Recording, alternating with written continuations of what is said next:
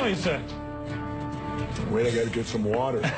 I got to get ready for you. I'm doing good, Piers. We've got an hour ahead of us. We'll cover lots of ground. I want to start, though. You said earlier that all wars were about, oil and corporations. They are, but they're all religious-based, too. So they're all about religion and oil and corporations. Could be, and sure. Occasionally getting rid of the Nazis. Yeah. So my point is, well, the Nazis can be over many things. The Nazis was religious too. Look what they did to the Jews. So that brought religion in. Vietnam was religious because Diem, our puppet president, and our country brought 100 Christian Vietnamese down to the south to be the government. Well, the southern Vietnamese didn't like these religious characters from up north, so they then became the Viet Cong. So all wars, pretty much in my lifetime, have had some religious basis, but certainly big business gets in there because wars are very profitable to certain big businesses. And, of course, big business needs to be in the Middle East so that we can get the oil out of the Middle East, so we can get the lithium out of Afghanistan. You know, they discovered a vein of lithium there they say is worth $1 trillion. Well, what is lithium used for? Every cell phone, computer, and soon-to-be electric cars. Let's talk about why we're really there. We're not there. How does any of these wars affect our freedom in any way? The United States is not in any threat. They're not going to do a Normandy invasion on us, Al-Qaeda in Virginia. No, but hang on, you're being slightly naive, aren't you? Because I'm not being naive, sir. I think you are being naive. No. Because I think that it's clear one of the main reasons that America went into Afghanistan was to try and get Al-Qaeda dismantled, the organization which committed the 9/11 atrocity. Really? Well, you don't think so? Well, how come Al-Qaeda put the heroin business out? They took all the poppy growers and stopped the production of heroin. What would you have done? Wait, now how much of that illegal heroin was propping up the international banks with laundered money, and when it dried up, the first recession happened? Well, now that we're back in there, we aligned with the poppy growers, and the heroin business is back up full swing again. I thought we fight a war on drugs here. All right, Jesse, we're not. What would you have done on September the 12th, 2001? What would you have done if you'd been president?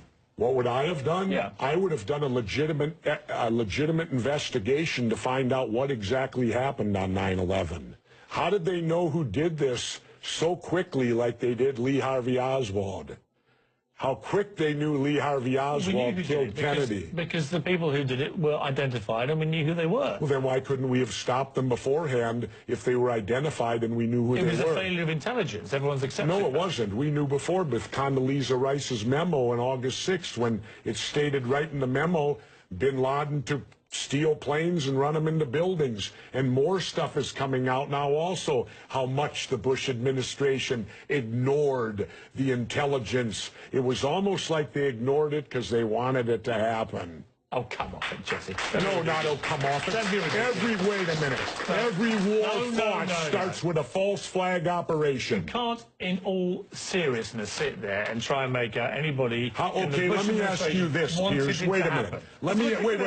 Let me ask you something. How much studying have you actually done of 9/11 other than what the government's told you and what mainstream media has told you? I've been studying it 4 years. I was editor of a national newspaper. I've talked to people. Wait a minute. In depth every day for 5-6 months. Really? So I know a lot about it. Well, then how do know is, let me ask you this then. You cannot say that any member of the Bush administration knew it was going to happen or wanted it to happen. It's a ridiculous thing to say. Ridiculous. Okay, let's talk about your BBC.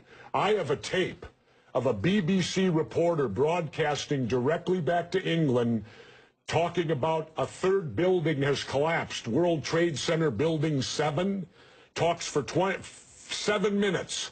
All the while she's talking, World Trade Center Building 7 is still standing right behind her. It didn't fall for another half hour. Yet they were doing a pre-broadcast back to England that, yes, it's true, that this building fell and it hadn't fallen yet. If you're trying to make out the British Broadcasting Company, one of the most respected news organisations in the world, was inventing huge buildings falling over, you need to have a break, Jesse. We'll come back after the break and we'll talk about Israel and Iran. Are you kidding me?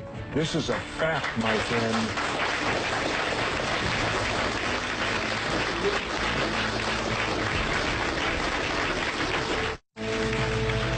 we left a fairly heated debate about various theories that you have about 9/11 and so on. Let's move on to... Oh, and the government only has a theory. Right, well, the government has... No, this is a theory. Their theory is 19 Islamic radicals armed with box cutters defeated our multi-billion-dollar air defense system, all while conspiring with a bearded guy in a cave in Afghanistan. That is exactly what happened. That's their theory. No, that's not a theory, it's a fact. That's their theory. No, Jesse, that's a it's fact. That's what happened. Really? Yes, I'm sorry to kill your conspiracy theories, but that is what happened. Then why haven't anyone been brought up for trial? How many political offices have you held? None. Then don't tell me how to debate, because I've held two. I think you make some very sensible points, and you make some crackpot points. That's your opinion? Yes. How many people here think I make crackpot points? Yeah? One.